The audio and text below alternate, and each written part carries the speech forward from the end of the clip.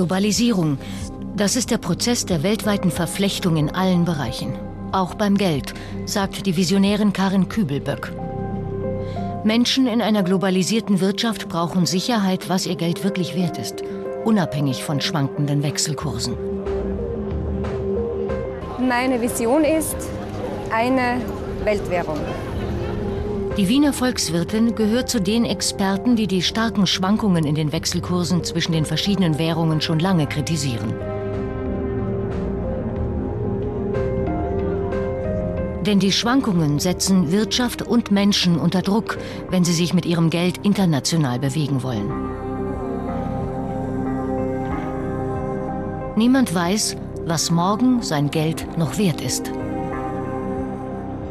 Was das große Problem ist, ist, dass die Währungen derzeit so stark schwanken können und dass diese Schwankungen oft gar nichts mit realwirtschaftlichen Entwicklungen zu tun haben, sondern mit den Erwartungen der Devisenspekulanten. Devisenspekulanten sind zum größten Teil die Banken.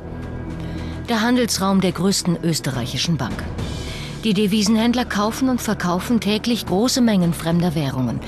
Täglich handeln die Banker weltweit rund 3 Billionen Euro Devisen. Also man könnte sich jetzt denken, das Ganze ist ein Nullsummenspiel. Die einen gewinnen und die anderen verlieren. De facto ist es aber so, dass eigentlich alle verlieren, dass alle Volkswirtschaften verlieren und die Gesellschaft verliert. Wir haben gesehen, in den letzten 30 Jahren ist es zu ganz vielen Finanzkrisen gekommen, aufgrund auch dieser großen Währungsschwankungen, die zu großer Arbeitslosigkeit führen, die zu großer Armut führen. Und von einer Stabilisierung des Weltwährungssystems würden wir eigentlich alle profitieren. Karin Kübelböck arbeitet bei der österreichischen Forschungsstiftung für internationale Entwicklung.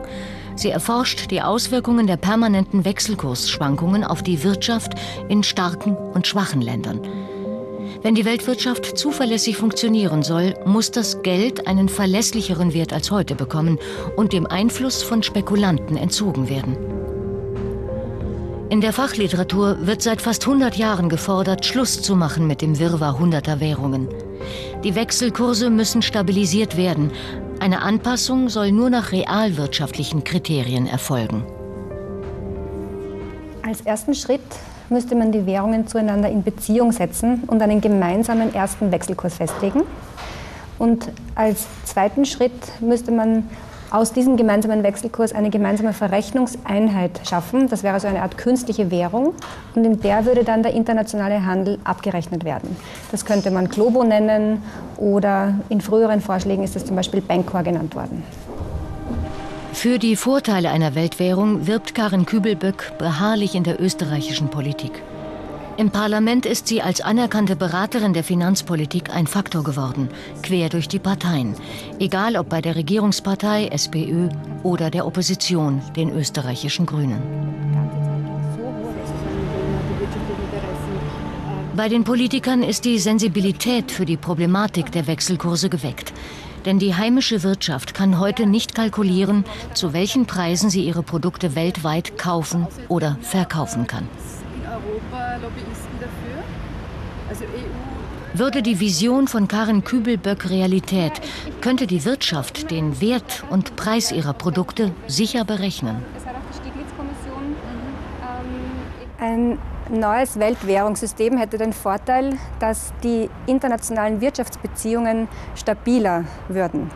Wenn ich heute ein Exporteur bin und einen längerfristigen Liefervertrag abschließe, dann kann ich nicht wissen, ob durch die Wechselkursschwankungen eine Ware, für die ich heute 100 Euro bekommen würde, vielleicht in einem Jahr nur mehr 70 Euro wert ist in der anderen Währung. Und das ist ein sehr großes Erschwernis für internationale Handelsbeziehungen. Und mit einem neuen Weltwährungssystem wären diese großen Wechselkursschwankungen einfach nicht mehr der Fall. Um politischen Druck zu erzeugen, gehörte Karin Kübelböck zu den Gründerinnen von ATTAC Österreich. ATTAC ist ein internationales, globalisierungskritisches Netzwerk und macht mit Kampagnen und spektakulären Aktionen weltweit auf sich aufmerksam.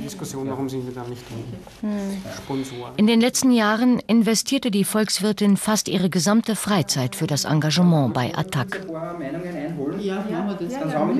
Mir war es eigentlich immer schon ein Anliegen, wenn ich Ungerechtigkeiten gesehen habe, mich dagegen einzusetzen. Und ich glaube, es war einfach die Kombination zwischen einerseits dem Studium der Wirtschaftswissenschaft und der Volkswirtschaft, wo ich eben auch immer mehr inhaltliche Kenntnis und Know-how erworben habe über Fakten, aber eben auch über Ungleichgewichte und Ungerechtigkeiten.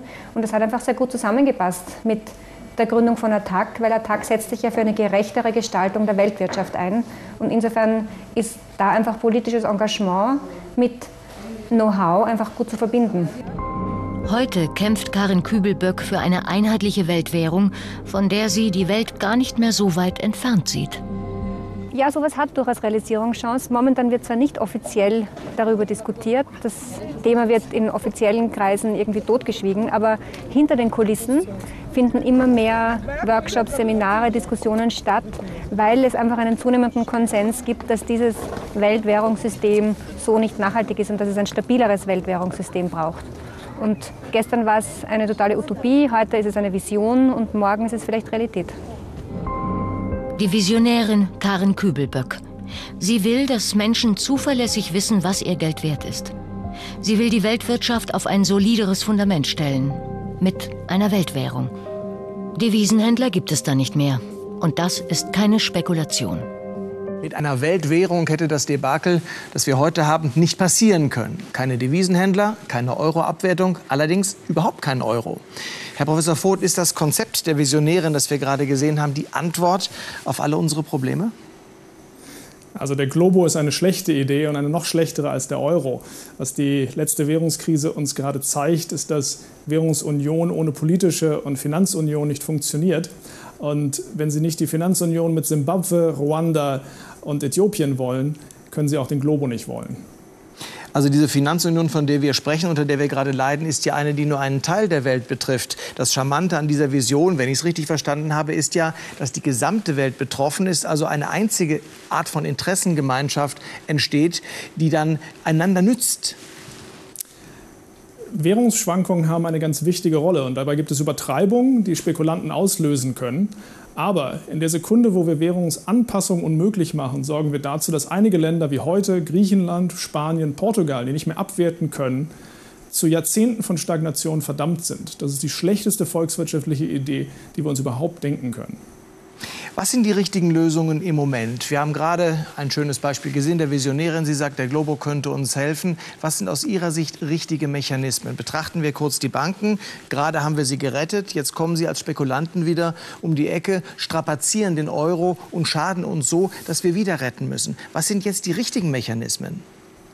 Der richtige Weg nach vorn aus meiner Sicht ist dafür zu sorgen, dass die Banken in dieser Art und Weise nicht mehr die Realwirtschaft bedrohen können, weil sie sich verspekuliert haben. Entweder mit amerikanischen Schrottanleihen oder mit Staatsanleihen. Wir brauchen Banken, die klein genug sind, dass wir sie pleite gehen lassen können. Und wir brauchen Banken, die sicher genug sind in ihrem Anlageverhalten, dass diese Art von Schrott nicht auf den Bilanzen landet.